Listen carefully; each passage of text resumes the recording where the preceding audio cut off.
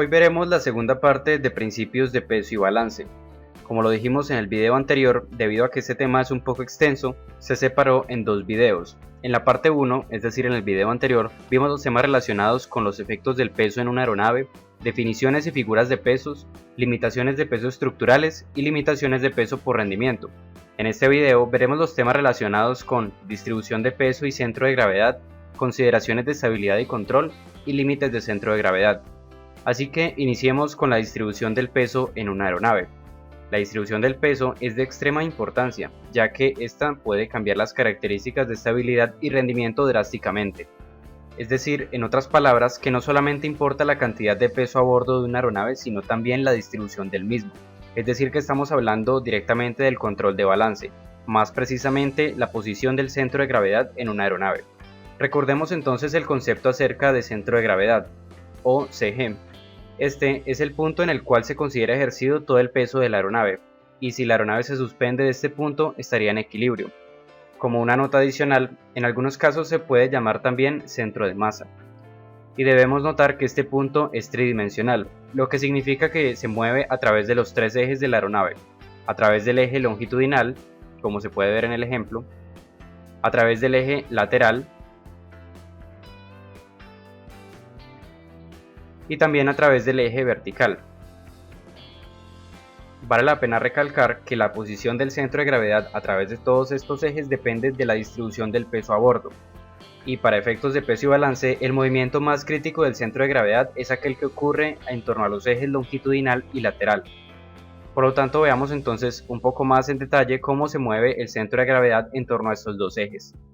Iniciando entonces con el movimiento del centro de gravedad a través del eje lateral. Debemos saber que las aeronaves tienden a ser simétricas en cuanto a la distribución del peso en el eje lateral. Esto significa que si vemos una aeronave desde la parte frontal y la partimos en dos, ambos lados pesarán casi lo mismo, lo que ubicaría entonces el centro de gravedad justamente en el centro del eje lateral, lo que nos brinda características favorables de estabilidad. Sin embargo, puede que en algunos casos se experimenten condiciones fuera de balance en cuanto al eje lateral, y la principal causa es el desbalance de combustible. Como sabemos, los diseños convencionales tienden a ubicar los tanques de combustible en los planos.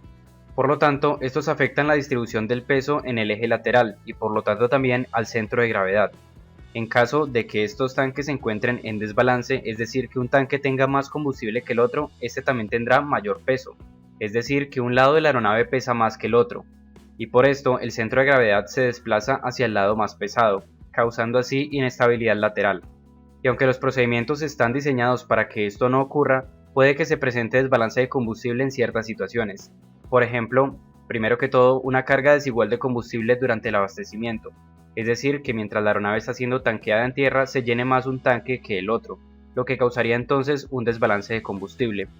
Otra causa puede ser también el consumo desigual de combustible en vuelo, que puede darse por diferentes factores. Y finalmente también podríamos considerar la posibilidad de una fuga de combustible en vuelo. Debemos saber que aunque normalmente no se requiere un cálculo de centro de gravedad minucioso para el eje lateral, se deben tener en cuenta estas condiciones fuera de balance, al igual que sus efectos adversos. Ya que vimos entonces en qué consiste el movimiento del centro de gravedad en torno al eje lateral, pasemos ahora con el movimiento del centro de gravedad a través del eje longitudinal. La distribución de peso longitudinalmente en una aeronave tiende a cambiar en cada vuelo debido a la distribución de carga, pasajeros, combustible, etc. Y a su vez es la más crítica en cuanto a condiciones de estabilidad y control, ya que una aeronave presenta diferentes características de vuelo dependiendo de la posición del centro de gravedad en el eje longitudinal.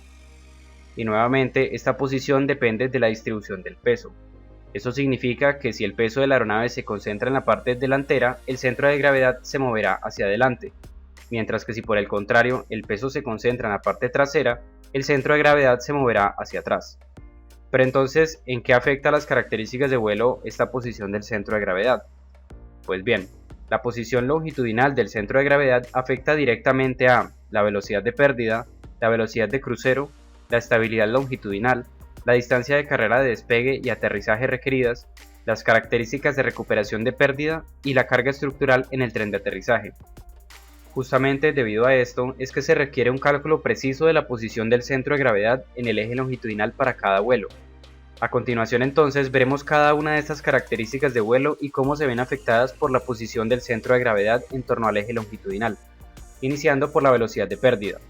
Para este ejemplo supongamos que tenemos una aeronave que se encuentra cargada con un centro de gravedad adelantado, es decir que el peso se concentra en la parte delantera de la aeronave. En este caso, observando la distribución de fuerzas de sustentación y de peso, podemos ver que la aeronave tiene una tendencia inherente de cabeceo abajo, la cual es contrarrestada por medio de la fuerza hacia abajo provista en el estabilizador horizontal y el elevador. Sin embargo, observando un poco más en detalle esta condición, podemos ver que la fuerza en la cola, es decir, la del estabilizador horizontal, actúa en la misma dirección que el peso, es decir, hacia abajo, como si fuera un peso adicional. Esto significa que la sustentación no solamente debe contrarrestar ahora el peso, sino también que debe contrarrestar la fuerza hacia abajo en la cola. De esta manera, para poder lograr el vuelo a nivel se requiere entonces un aumento de sustentación, y al tener que volar con mayor sustentación, la aeronave alcanza el ángulo de ataque crítico a mayor velocidad, es decir que la pérdida se produce a mayor velocidad, con lo cual podemos concluir que la velocidad de pérdida es mayor con un centro de gravedad adelantado. Podríamos también verlo desde el punto de vista que el peso aparente de la aeronave aumenta, y al aumentar el peso, la velocidad de pérdida también aumenta. Veamos ahora qué sucede con la velocidad de pérdida con un centro de gravedad atrasado. En este caso, si observamos la distribución de fuerzas de sustentación y peso, podemos observar que con un centro de gravedad atrasado no se produce la tendencia de cabeceo abajo. Esto significa que la fuerza hacia abajo del estabilizador horizontal y el elevador es casi nula o inexistente. Si analizamos más de cerca esta condición, podremos ver que al no haber fuerza hacia abajo en la cola no hay un peso adicional, es decir que la sustentación no debe aumentar significativamente. Y de esta manera, al requerir menos sustentación para mantener el vuelo a nivel, la aeronave alcanza el ángulo de ataque crítico a menor velocidad, es decir que con un centro de gravedad atrasado, la velocidad de pérdida es menor. Ya vimos entonces cómo se ve afectada la velocidad de pérdida dependiendo de la posición del centro de gravedad. Veamos ahora la segunda condición, la velocidad de crucero. En este caso y para este ejemplo, nuevamente vamos a asumir que esta aeronave está volando con un centro de gravedad adelantado. En este caso, observando la distribución de fuerzas de sustentación y peso, nuevamente se genera la tendencia de cabeceo abajo, la cual es contrarrestada por medio de la fuerza hacia abajo provista por el estabilizador horizontal. Al actuar entonces en la misma dirección que el peso, la sustentación debe contrarrestar tanto el peso como también la fuerza en el estabilizador hacia abajo. Es decir que para poder volar en crucero a nivel, la sustentación debe ser mayor. Y al producirse mayor sustentación en crucero, también se produce mayor resistencia inducida, lo que significa que la resistencia total aumenta. Por lo tanto, podemos concluir que la velocidad de crucero se reduce con un centro de gravedad adelantado. Veamos ahora qué pasa con un centro de gravedad atrasado. En este caso, viendo la distribución de fuerzas, podemos ver que con un centro de gravedad atrasado no se produce la tendencia de cabeceo abajo. Esto significa que la fuerza hacia abajo del estabilizador horizontal y el elevador es casi nula. Y justamente debido a que esta fuerza es tan pequeña, la sustentación no debe aumentar considerablemente. Y al requerir menos sustentación en crucero también se produce menos resistencia inducida, es decir que la resistencia total al avance se reduce.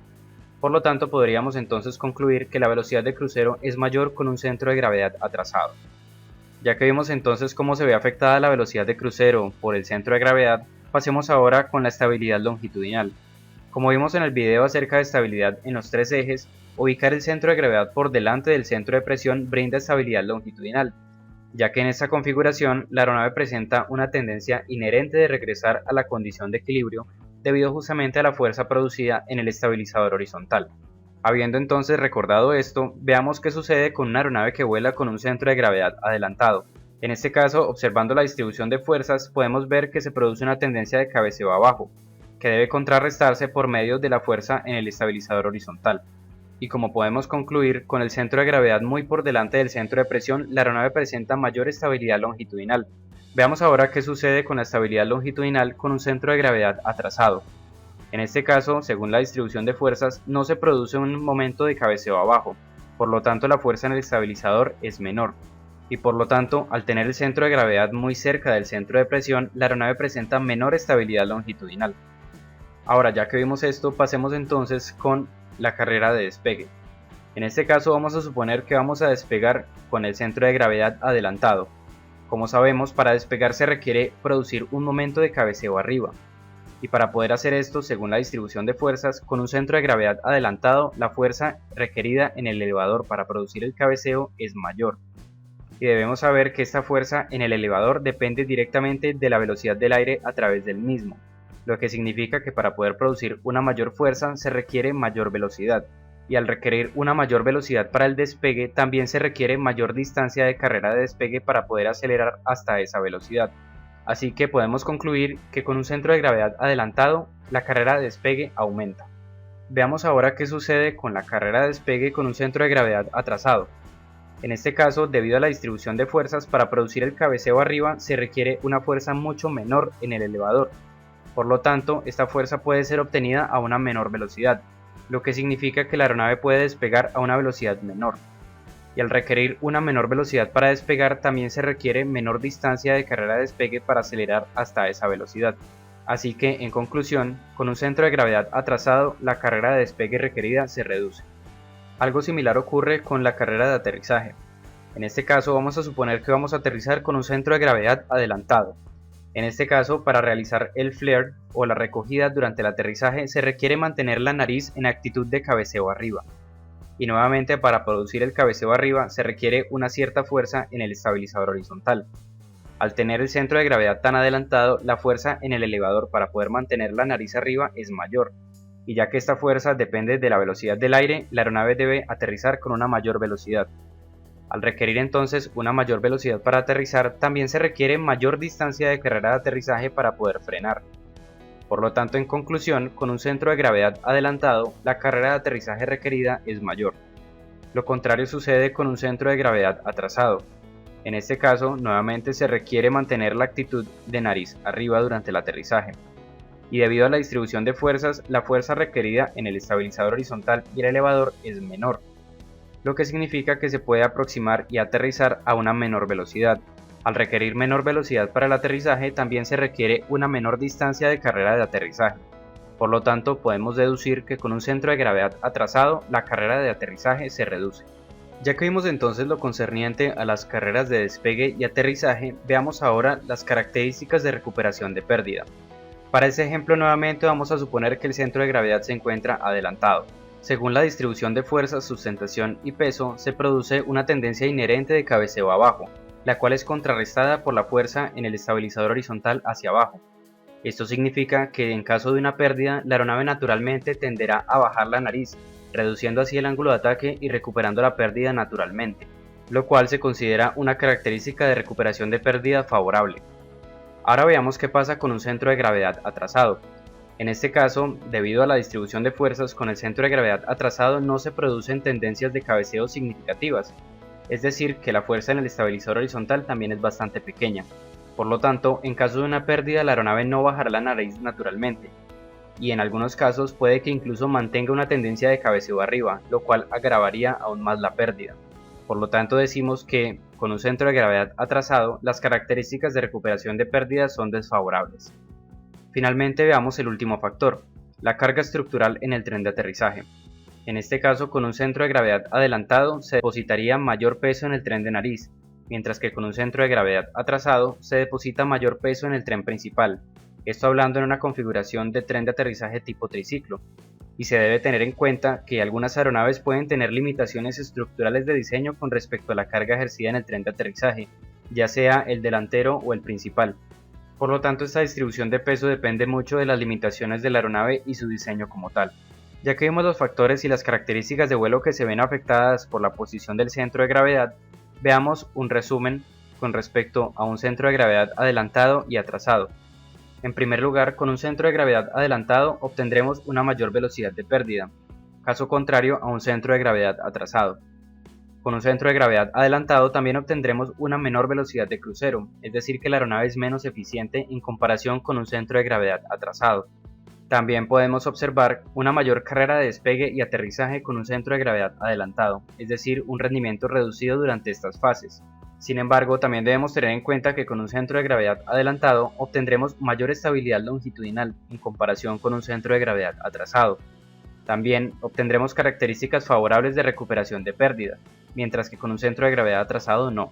Y finalmente, dependiendo de la configuración y diseño de la aeronave, obtendremos mayor carga estructural en el tren de nariz o en el tren principal. Así que, como podemos ver, tener un centro de gravedad adelantado o atrasado tiene ventajas y desventajas. Por esto es que se establecen los límites de centro de gravedad.